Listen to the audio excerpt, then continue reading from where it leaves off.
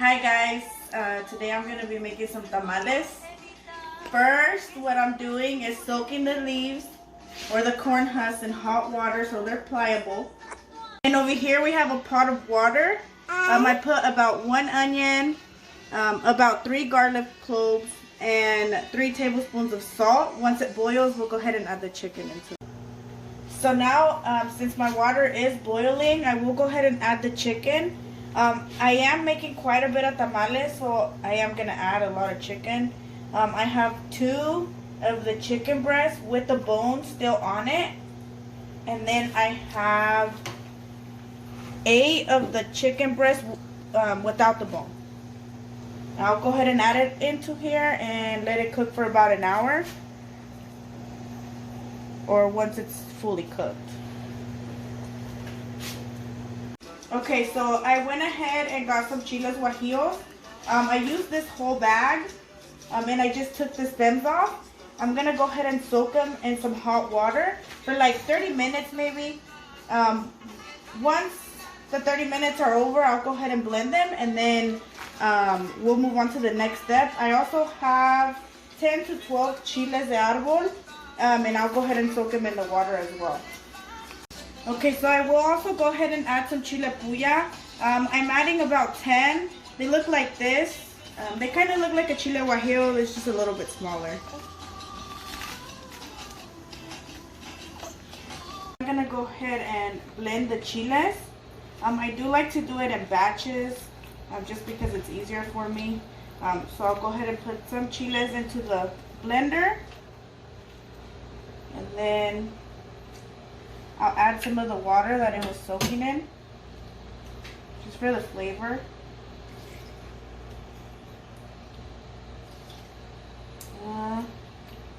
About halfway.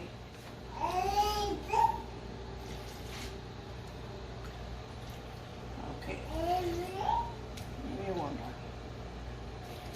That should be good. I do put a quarter piece of an onion. I like to chop it in half, and then I add 2 garlic cloves. I also add maybe about a tablespoon of salt. I'll go ahead and blend this and add a little bit more water.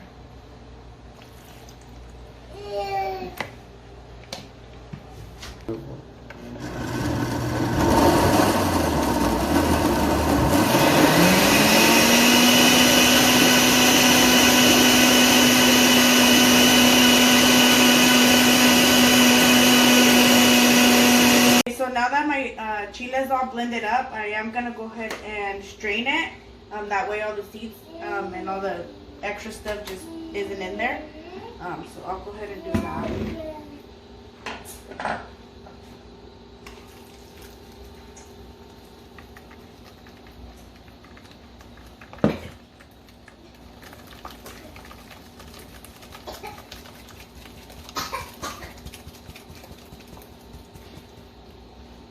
Okay, and then to the blender, I am going to go ahead and add a little bit of water just to get everything that's on the side.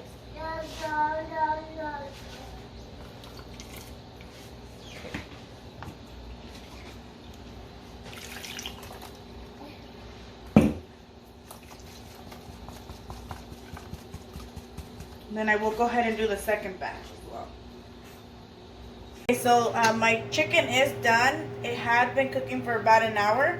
I am going to go ahead and remove all the chicken from the pot, but the chicken broth, don't throw it away because you will need it later. Okay, so now I am going to guisar my chile.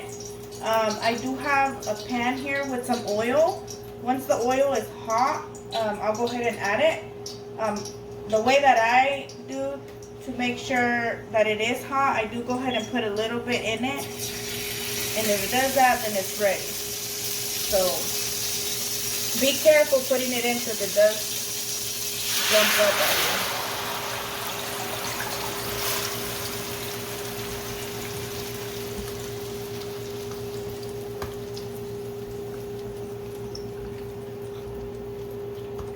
And I am gonna, once it simmers, I will let it simmer for about 30 minutes.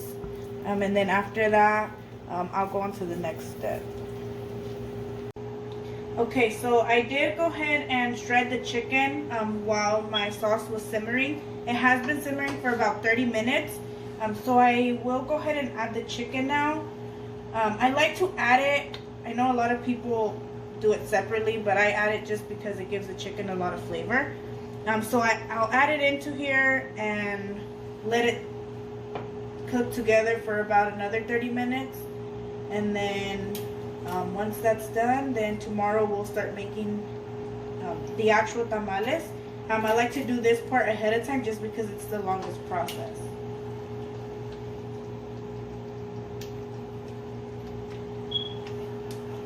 Good morning. We are gonna start making the masa.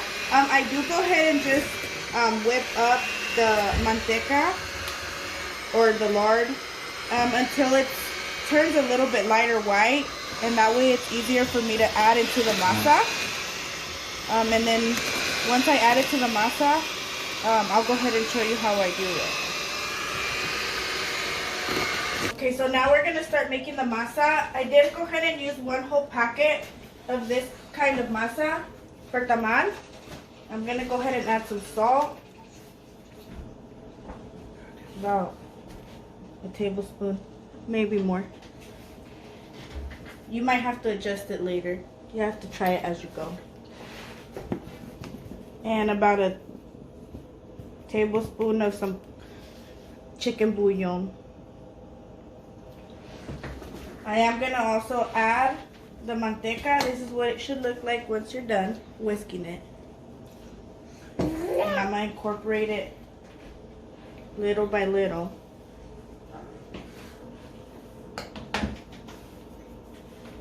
And you just wanna incorporate it into your masa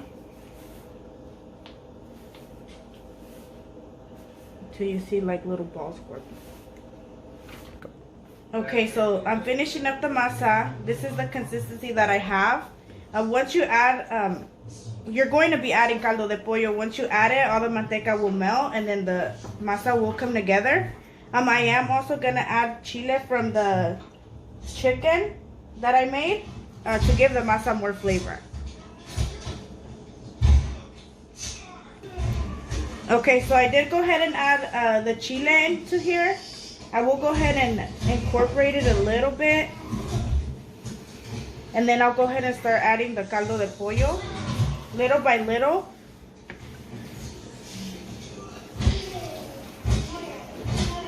And it will also give the masa a nice color with you adding the chile in there. Okay, so my masa is about done. This is the consistency that you want. You don't want it to be too stiff, kind of creamy-ish. When you tap down on it, it shouldn't stick to your hands. It should all come off. Okay, I did go ahead and get my olla ready for the tamales. I went ahead and just made this little ring because I don't have the correct things for this olla. And then added water right below this little silver thing. I don't know what it's called. And oh, this plan. That way the tamales can evaporate with the water under it. Okay, so this is what your tamal is supposed to look like. Once you have the masa on it, you spread it with the spoon, like my lovely assistant here, Vanessa. And how she's spreading it with the spoon. That's usually how you do it, just to make it easier. And then you're gonna go ahead and add some chicken onto it and just layer it down the middle. And we like to add a little bit of the chile onto the tamal as well. And then you just fold it over again, and then fold it up. When you put it in the pot, I like to pinch the top before I put it in there. And then I like to have this little flap facing the outside, just so that it doesn't open up. And then, okay, so I've had my tamales cooking for 30 minutes. I am gonna leave him in here for another hour. This is how it looks so far. And then you do want to check the water at the bottom, maybe every 30 minutes, because you don't want your tamales to burn.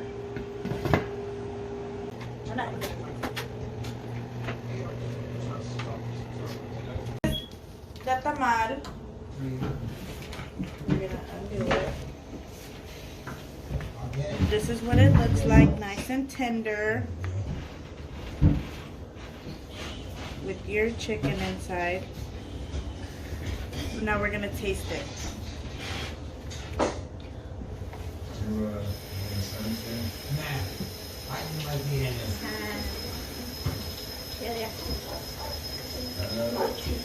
Come out good.